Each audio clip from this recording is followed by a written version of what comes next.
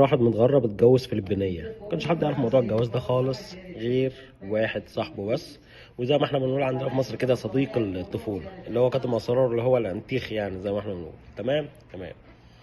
ففي مرة صاحبه ده بيتكلمه، معلش محتاج منك 5000 عشان ده انا هشتري، لا ده انا هعمل، ده مش عارف ايه. فراح رد عليه قال له والله انا مش معايا فلوس. والتاني طيب ازاي هتحوش عني، ده انا اخوك، ده انا صديقك، ده انا مش عارف ايه الكلام ده كله. قال له والله مش معايا. المهم كلمه من هنا على كلمه من هنا، شدوا مع بعض. تمام تمام. المعلم يسكت؟ لا ما سكتش.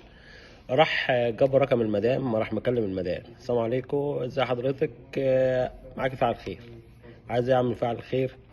قال لها انا فاعل خير وبقول لك ان جوزك متجوز عليك في الغربه. اوف، يا نهار اسود، جالها حاله ذهول.